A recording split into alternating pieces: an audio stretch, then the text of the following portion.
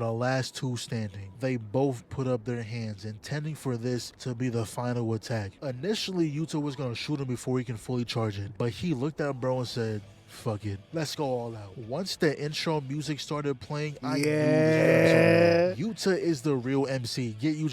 That motherfucker guy, nigga. That nigga saw that smile on his face. He's like, you know what? Beam clash. Beam clash. Wow. Out of here. The first blast Ichigori won, so he had Rika shoot another one while he comes from the side. He copied Euro's technique, sending that blast into the sky. Him and Rika were about to hit the filthiest combo of all time, but unfortunately, that timer ran out. No Rika means no copied techniques. Both of them exhausted, so you know what they do? They box it out. No blocking, no defense, just straight hit, straight damage. That's until Yuta grabs him, and the blast he sent to the sky a second ago, it was on purpose. He held him down and the blast landed directly on him. Yeah, that's all I needed to see. Give Yuta more screen time. We don't need Yuji. But he decides not to kill them. Instead of killing them, he told them to transfer their points to him. And that's exactly what they did. And here we go.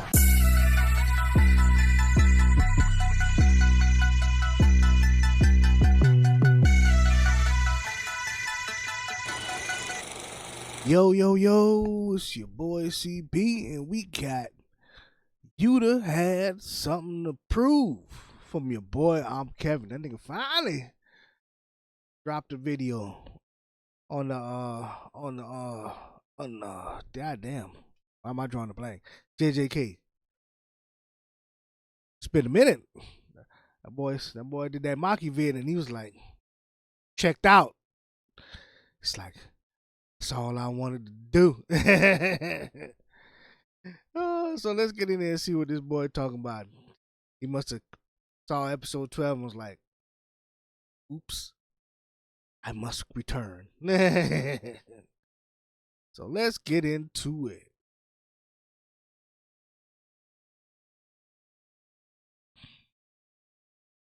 Now, I'm not gonna lie, I haven't been keeping up with JJK at all after the Maki episode. I was fulfilled. Bad. I Horrible. was satisfied. I saw my goat put in work and felt a weight lifted off my shoulders. After that episode, I walked outside and just took in nature. I listened to the birds chirping, the wind blowing, ran through a field of flowers. I felt as if my job was complete. I did what needed to be done. What more is there for me to do? Where's JJK, Kev? Huh? Kev, with JJK soon? Kev, we need more JJK. When JJK, dog? We thought it was gonna be weekly. Where JJK at? You better do some JJK. Where the JJK at, Anything Kev? But JJK. Bro, where's JJK? Bro, you gotta drop JJK. Kevin, where the fuck is JJK? When are we getting another JJK video for the JJK vid? JJK episodes when? Alright, fine. By the way, y'all just go ahead and follow the IG and just spam me with some shit to watch. But send me a clip. Don't just send me the name. Send me a clip with it so I know what I'm looking at. Anyways, so after the Zenin massacre, we cut to Yaga. The moment Gojo got sealed, the higher ups got to doing anything. Oh, Gojo gone? Kill his mans. I never liked him. Oh, and the student? Kill him too. Like, they started acting irregular. Like, for Yaga, they put the blame on him for Geto turning out the way he did. That is the most unfair shit ever. They also want him gone because his technique is creating cursed corpses. Now, from the name alone, you think it will be some crazy ability. You would think he had an underground layer filled with straight demons, straight death corpses, creatures that want only violence. But when you actually look at what he's making, the guy's making straight gumdrops and lollipops. Off first glance, you wouldn't even know these are cursed corpses. You would think he went to Build-A-Bear and got this shit. They made up some excuse like, what if he decides to make a giant army and take over? Granted, an army of 500 pandas would be terrifying. But come on, bro. He used his free time to help parents see their children again. Wasn't a single ill intention in his heart, but they still felt the need to kill him. Rest in peace, man. That's because that nigga wouldn't give up the technique until the very end.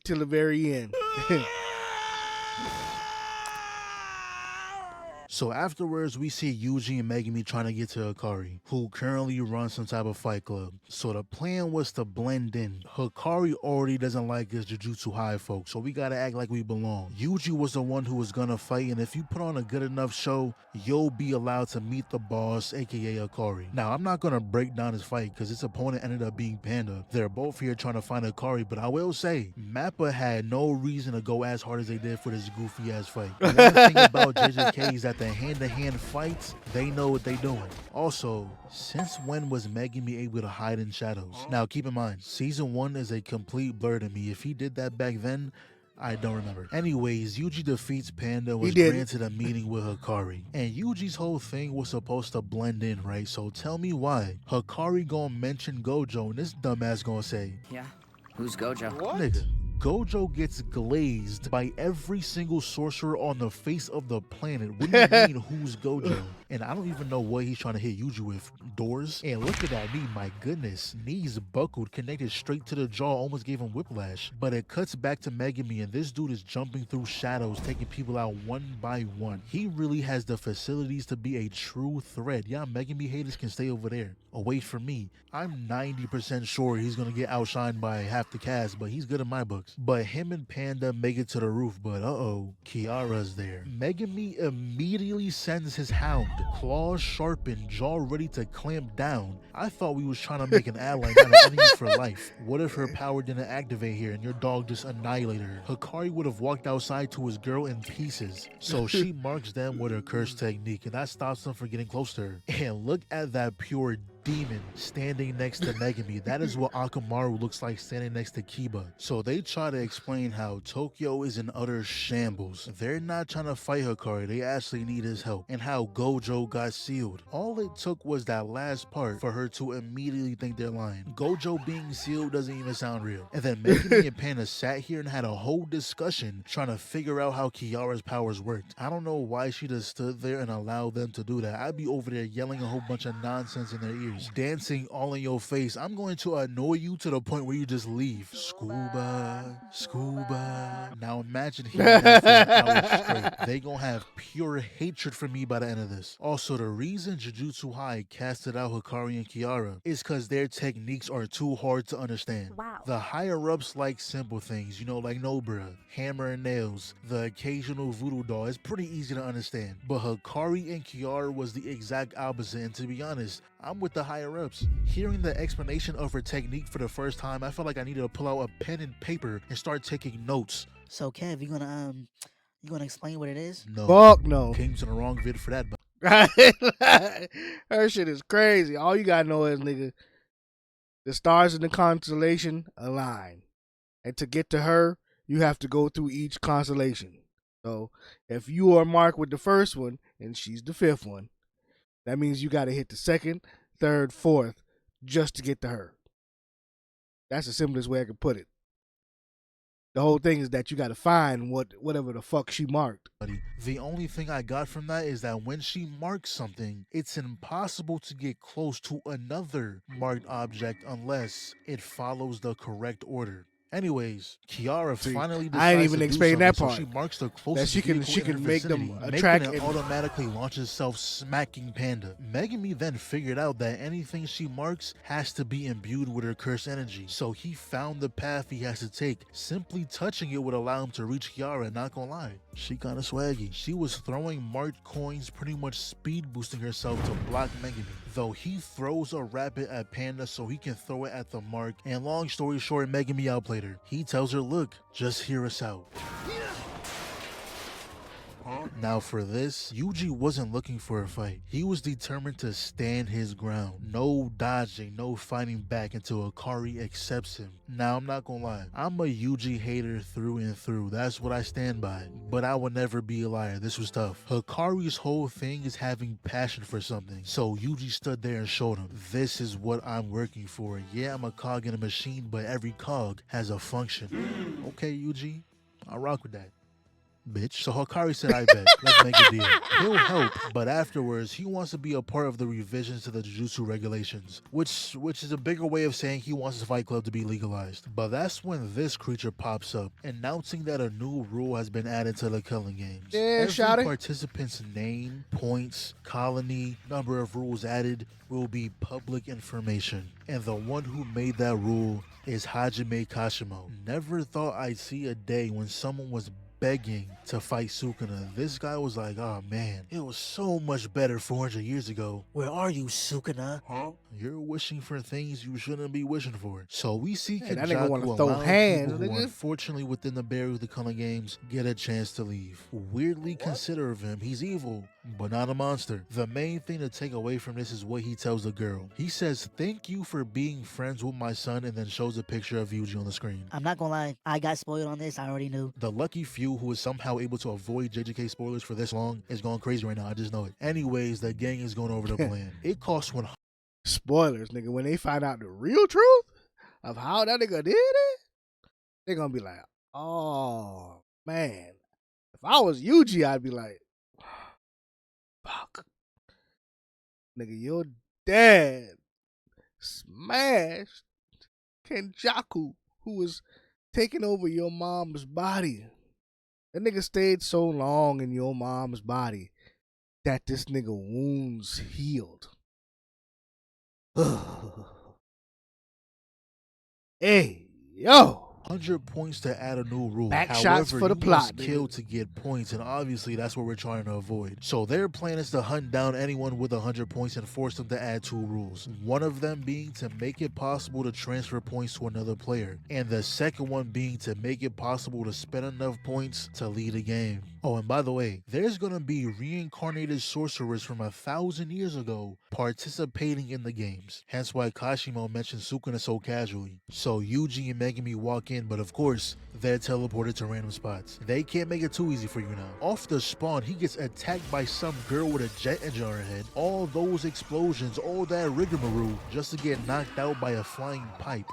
He one hand through that too, and by the end of this, I bet they're gonna say she somehow survived that fall. Her man then pulls up just to get done 10 times worse. Yuji grabbed his legs and dragged him down the side of a building. The back of his head connected with every single brick. That headache is gonna be insane. And look how he slides between the blades. Yeah, aight. But ultimately, he beats him by just punching the top of his head really hard and then kicking him in the family jewels. This random kid pulls up afterwards. Apparently, he went to the same school as Yuji. But he tells us what we want to know, where Higuruma is at. He tells us he's in Ikebukuro. Meanwhile, Megumi ran into this lady who was trying to play the sweet, innocent act, but he gave not a single fuck. All he wanted to know is where Higuruma was at. And she agreed to tell him if he acted as her knight. Thing is though, she lied. She told him a whole different place than what Yuji was told. And this is when they fully introduce us to Higuruma. And he truly was a good guy. He was a lawyer who would pick up cases that were essentially impossible. See, the Japanese government truly doesn't care whose life they ruin as long as they get the documents off their desk. A murder could happen right in front of you with your own 2 eyes. You see who did it and watch them run away, but when the police arrive, they'll arrest you and say you did it all because you were in the area. And that's what Higuruma was fighting against, trying to help those who were wrongfully accused. Like with this guy, he went on a flawless run. The judges couldn't say shit. He was cooking them. But you know what they'll do? They'll just appeal it tomorrow and say he's guilty. Brought no new evidence to prove why. They just said he was. Yeah, I ain't gonna lie to you, but this is one of the most fucked up shits I've ever seen. You talking about railroaded? And what make it even more upsetting to me is that this nigga was mad at Higuruma. Bruh, I won you the case. Nigga, they appealed, brought no new evidence, convicted you, and you mad at me? No wonder why this nigga Higuruma snapped. I would have snapped too, nigga. That was some old bullshit. But nigga, he brought it on himself. First of all, nigga, when you saw that dead body, you go grab the weapon and touch it, get your fingerprints on it. No, nigga, run. Nigga, leave the scene. Call the police, nigga. Like, look, there's a dead body on so-and-so. I'm out of here. Don't touch nothing. Don't do nothing. This nigga here, he tried to do everything. He saw that dead body, wanted to go be a hero. No, nigga, no. Don't touch shit. Like niggas don't understand the rules, nigga. Do not contaminate the scene. He contaminated the scene, and my man Higuruma still managed to prove he was innocent. Just for them niggas to bring it back the next day, it was like, nope, guilty. Lock his ass up. What? No wonder why that nigga's like, no, motherfuckers. All y'all niggas getting tried today.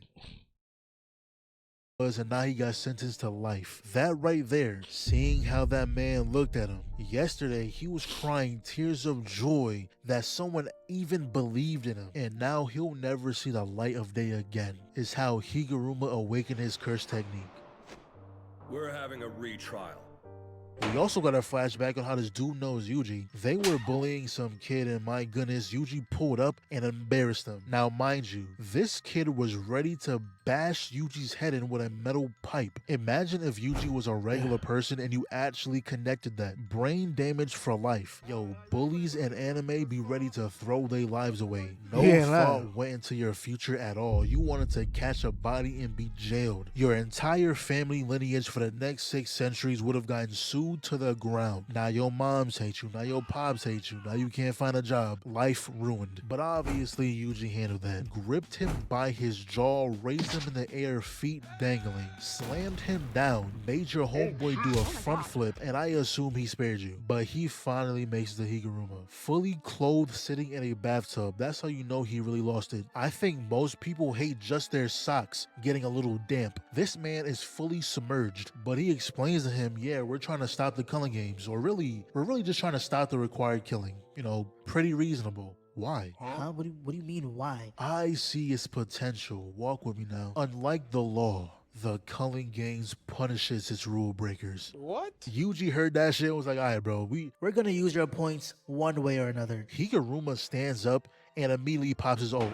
Popped his domain expansion instantly. Not a single punch was thrown. But his domain wasn't a guaranteed hit domain that everyone else has. His was based on a trial. The judge man brought up a time Yuji went into a casino when he wasn't 18. And what Yuji has to do is prove himself innocent. And that is what he did not do. He was guilty. The result of that was him unable to use curse energy. So for this entire fight, he's working off pure physical strength. Blocks the gavel, weaves a double swing, grabs his arm, Higuruma blocks his punch, smacks it out his hand, but all that did was give Higuruma sauce points. Proceeds to gonk his forehead through the gavel, Yuji throws it right back, and this nigga really just fixed his tie mid-scuffle. And not only that, rather than just catching it, the dude teleports it back to his hand. Like, all right, bro, we get it. And can someone tell me why the narrator thought it was okay to read a full chapter of a novel book while the fight is going on? Niggas think we watching with a Sharingan. I can't keep up.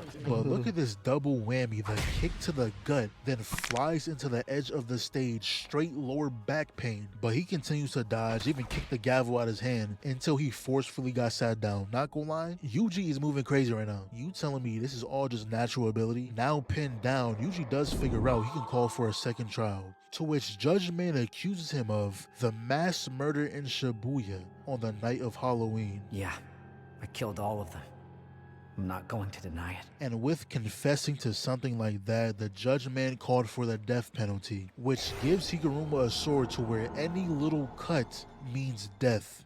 Now listen, I know I'm the Yuji hate guy, which that would never change, by the way, I'm too deep in. But to be honest, I don't hate Yuji at this current moment in time. Yeah, I know. I'm rocking with the way he is this season. And for the simple fact that he easily could have said, nah, that wasn't me, that was Sukuna. Would have gone away with it, but nah, he said it was me. The way Higuruma's domain works, he's given an envelope showing evidence of what actually happened. So he knew Yuji was innocent, hence why he stopped. He tells him afterwards, yeah, Sukuna took over, but I blame myself. I blame myself for being too weak to stop it. I respect that. And for that, I'll officially take you off the fraud watch list. So Higuruma agrees to Nigga still gotta throw that shit in there, nigga. That nigga still gotta slide it in there, nigga. Look, I ain't gonna lie to you. I like the third season Yuji way better than season 1 and season 2 because he was a little too soft. He reminded me of Ichigo, you know, before the end. Which I'm still upset that this whole Bleach shit that they still have not give my nigga White the proper apologies he deserves. Like, I need a moment where this nigga Ichigo and White are inside the goddamn dream realm or whatever that shit's called, and this nigga be like, you know what? I should have been fucking with you this whole time, but I kept denying you. My bad, bros. All I'm saying, that's all I need. I'm saying, but this is the same thing. Season 3, nigga, Yuji, he was on time and he was like, nigga, no more bullshit. No more games. This I ain't no kid no more. This ain't no hopes and dreams and puppy dog tales no more, nigga. This is life. Real.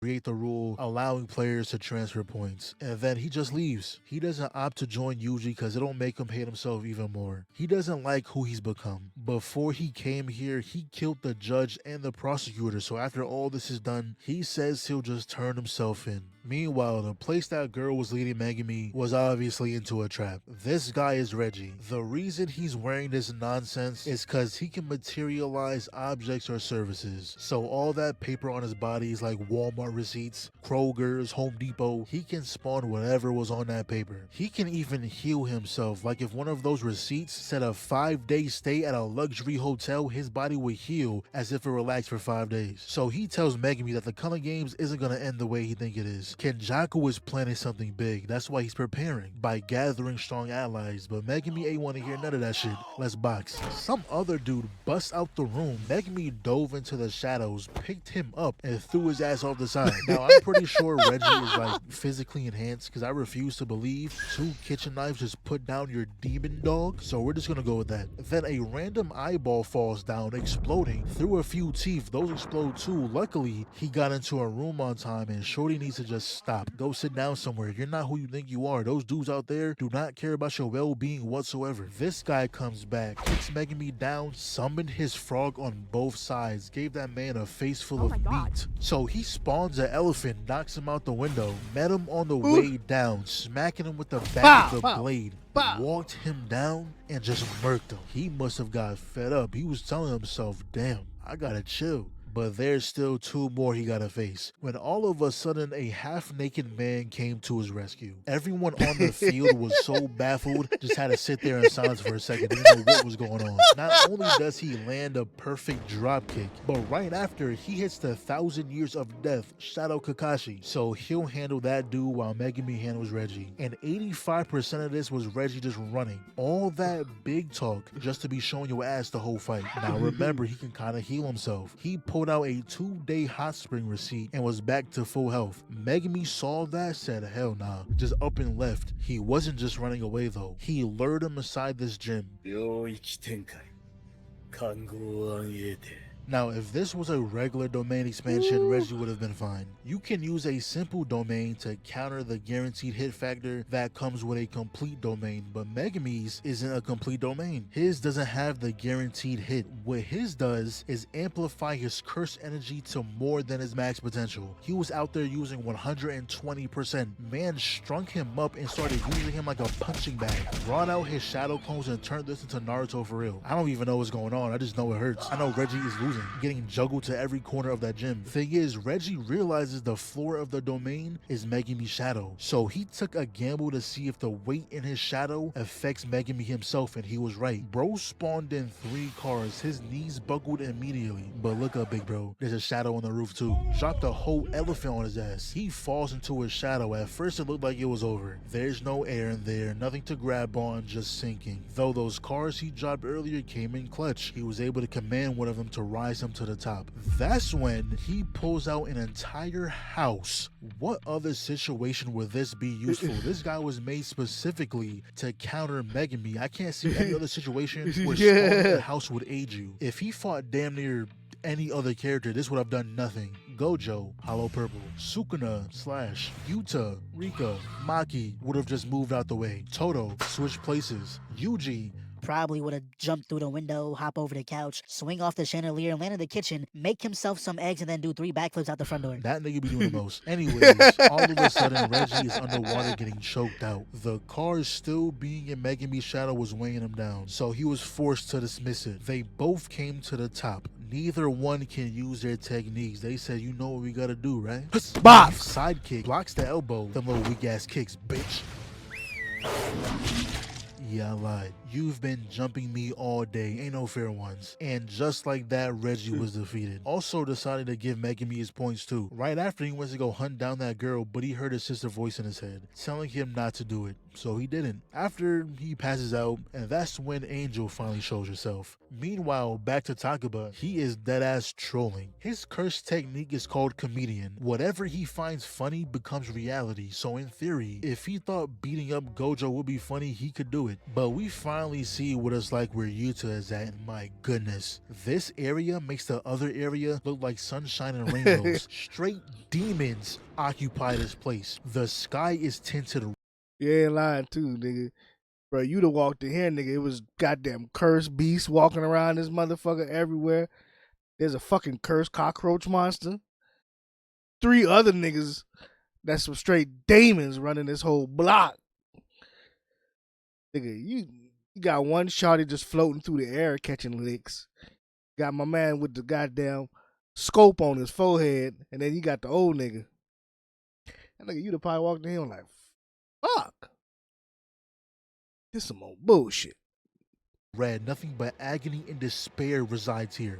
But Yuta's here to clean up. Took down one of the heavy hitters in the outro scene. So Yuta is currently helping regular civilians get to the edge of the barrier so they can escape. My question is though, did they not get the same offer as other people? Did Kenjaku only give specific people the choice to leave or not? Is it like a cursed energy thing, like you gotta have a certain amount for him to even care? Y'all let me know. But all of a sudden, we see 2 dudes running from a tsunami of roaches. He tries to save them, but yeah, it was nothing he could do. This was another one of the heavy hitters in his colony. And honestly, Yuta cooked this dude. Instant chopped off his arm. Made sure he couldn't get it back. Hit him to the other side, grabs his sword. He really did that just to flex, to be honest. Could have kept the sword in his hand and do the exact same thing he just did. So since this is a cursed spirit and not a sorcerer, all he has to do is fire positive energy into it, but Yuta knows he's being watched and doesn't want to give away that he can use reverse curse technique. And look how he waited for it to get close to do something about it. He's clip farming. Slices the 2 bugs behind him, ends up making him close his eyes. Can't say it blinded him because clearly he can see perfectly fine. Thing is though, some creatures spawn out of his shoulder, messing up his swing, getting him a sword to the gut. So the way Yuta won this is by giving him a smooch. So in my head, I'm like, oh, Great, he hid the fact that he can use reverse curse technique. no, not at all. Before he can even catch his breath, some lady whispers in his ear, then proceeds to send him flying through 14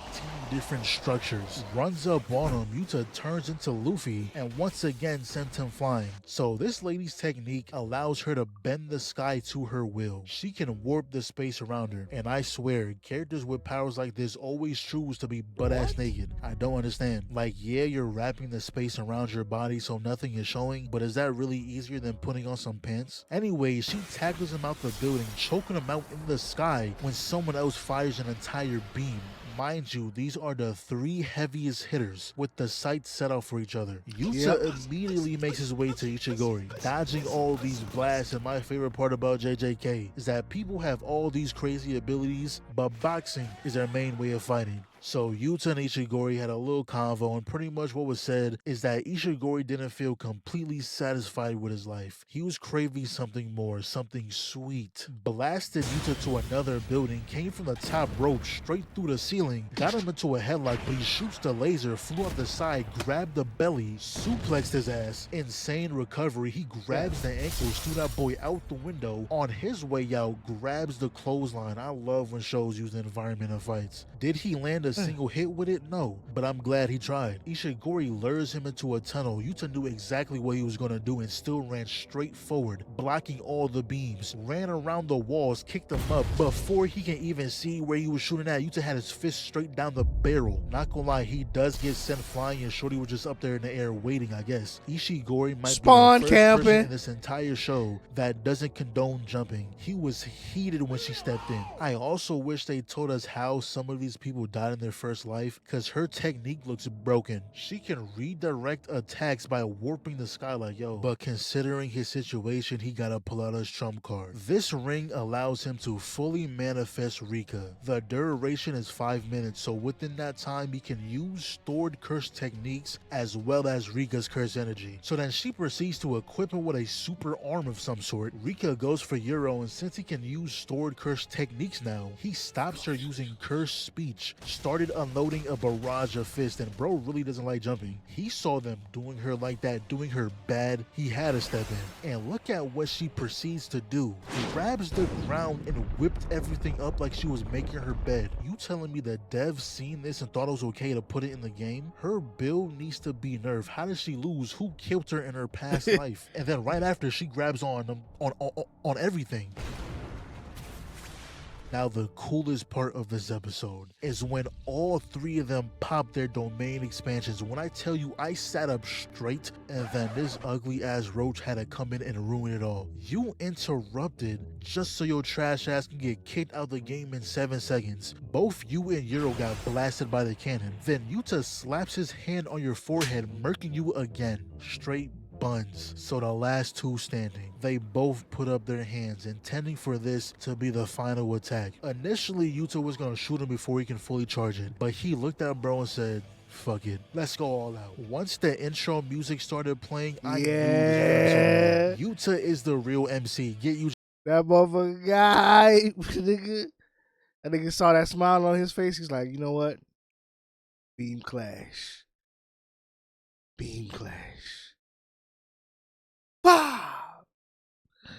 Out of here. The first blast Ishigori won, so he had Rika shoot another one while he comes from the side. He copied Euro's technique, sending that blast into the sky. Him and Rika were about to hit the filthiest combo of all time, but unfortunately, that timer ran out. No Rika means no copied techniques. Both of them exhausted, so you know what they do? They box it out. No blocking, no defense, just straight hit, straight damage.